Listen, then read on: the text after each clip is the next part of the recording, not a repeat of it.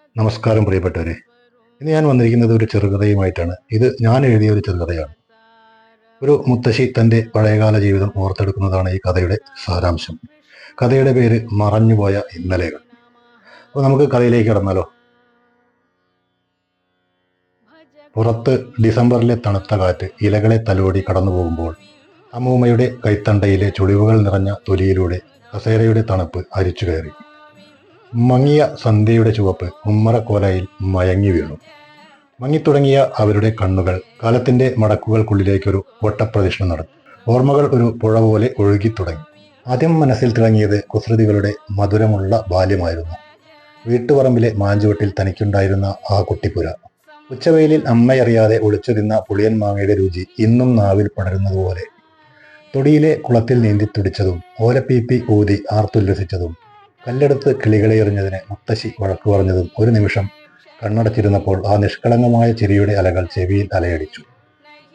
ലോകം അന്ന് വളരെ ചെറുതായിരുന്നു. എങ്കിലും അതിലായിരുന്നു അവരുടെ ഏറ്റവും വലിയ സന്തോഷം. പങ്കുവച്ച കളിപ്പാട്ടങ്ങളുടെയും ഒരുമിച്ച് കഴിച്ച കഞ്ഞിവെള്ളത്തിന്റെയും രുചിക്ക് പിന്നീട് ഒരിക്കലും പകരം വയ്ക്കാൻ കഴിഞ്ഞിട്ടില്ല. പിന്നീട് ജീവിതം എരിവും പുളിയുമുള്ള കൗമാരത്തിന്റെ വികൃതികളിലേക്ക് വഴിമാറി. സ്കൂൾ വരാന്തയിലെ ഒളിച്ചുകളികളും ടീച്ചറുടെ കണ്ണു വെട്ടിച്ച് നടത്തിയ ഒളിച്ചോട്ടങ്ങളും ബ്ലാക്ക് ബോർഡിൽ എഴുതി വെച്ച പേരുകൾ മായ്ച്ചു കളഞ്ഞ കുസൃതികളും കൂട്ടുകാരുമായി ചേർന്ന് ലോകം കീഴടക്കാൻ ഇറങ്ങിയതുപോലെ തോന്നിയ കാലം. അന്നത്തെ ഓരോ വാഗ്വാദങ്ങൾക്കും വാശിക്കും തീവ്രമായൊരു രുചിയുണ്ടായിരുന്നു. തന്റെ സൗഹൃദമാണ് ലോകത്തിലെ ഏറ്റവും വലുതെന്ന് ഉറച്ചു വിശ്വസിച്ച ആ കാലം.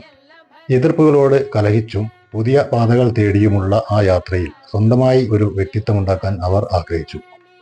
യൗവനത്തിന്റെ സുഖദുഃഖങ്ങൾ അതിനുശേഷം വന്നതാണ്. പ്രണയ വികാരങ്ങളുടെ, സുഖദുഃഖങ്ങളുടെ, വിരഹത്തിന്റെ, യൗവനത്തിന്റെ വസന്തം മനസ്സിൽ പൂവിട്ട കാലം. ആദ്യമായി ഹൃദയം തുടിച്ചതും ഇഷ്ടം തുറന്നു പറഞ്ഞതും പിരിഞ്ഞുപോയപ്പോൾ നെഞ്ചു നീറിയതും ഓരോ നിമിഷവും ഒരു കാവ്യം പോലെ തീവ്രമായിരുന്നു. ലക്ഷ്യബോധത്തോടെ മുന്നോട്ട് കുതിച്ച സ്വപ്നങ്ങൾക്ക് വേണ്ടി ഉറക്കമൊഴിച്ച കാലം. കൈവന്ന സന്തോഷങ്ങളെ നെഞ്ചോട് ചേർക്കുകയും വന്ന ദുരിതങ്ങളെ കണ്ണീരോടെ നേരിടുകയും ചെയ്തു. ആ നഷ്ടങ്ങളുടെയും നേട്ടങ്ങളുടെയും പാടുകൾ ഇന്നും ആത്മാവിൽ പൊടി പിടിച്ച് കിടപ്പുണ്ട്. കാലം ആരെയും കാത്തു നിൽക്കാതെ മുന്നോട്ട് പായുക തന്നെ ചെയ്തു. ഇന്ന് മുറ്റത്തെ മാവും തെങ്ങും പോലെ താനും തലമുറകൾക്ക് സാക്ഷിയായി ഇവിടെ ഇരിക്കുന്നു. ജീവിതത്തിന്റെ തിരശ്ശീലയ്ക്ക് പിന്നിൽ താൻ ഒറ്റയ്ക്കായിരിക്കുന്നു എന്ന തിരിച്ചറിവിൽ അവരുടെ കാഴ്ചമങ്ങിയ മിഴികൾ നാളെയുടെ അജ്ഞാത വഴികളെക്കുറിച്ചോ പ്രതീക്ഷയുടെ പുതിയ വെളിച്ചത്തെക്കുറിച്ചോ ചിന്തിച്ചതേയില്ല. മറിച്ച് മറഞ്ഞുപോയ ഇന്നലകളെയായിരുന്നു അവർ പരതിയത്. ഇനി ഒരിക്കലും തിരിച്ചു കിട്ടാത്ത ആ പുഴ, ആ മാഞ്ചുവട്, ആ ചിരി, ആ വികൃതികൾ, അതായിരുന്നു സത്യം. ഇന്നത്തെ യാഥാർത്ഥ്യങ്ങളെക്കാൾ മനസ്സിൽ മായാതെ നിൽക്കുന്ന ആ വർണ്ണചിത്രങ്ങൾക്കായിരുന്നു എന്നും ജീവൻ കൂടുതൽ. അവർ പതുക്കെ കണ്ണുകൾ അടച്ചു. ആ കാലം വീണ്ടും അവരുടെ ഹൃദയത്തിൽ സ്പന്ദിച്ചു. ആ ഓർമ്മകളിലായിരുന്നു ആ കസേരയിലിരിക്കുന്ന വൃദ്ധയുടെ ഏറ്റവും വലിയ സന്തോഷം. ഈ കഥ ഇവിടെ അവസാനിക്കുന്നു. അടുത്ത കഥയുമായി ഞാൻ വീണ്ടും വരുന്നതാണ്. നന്ദി, നമസ്കാരം. ഞാൻ ജനു ജനാർദ്ദനൻ മൂക്കുതല. ബായ്.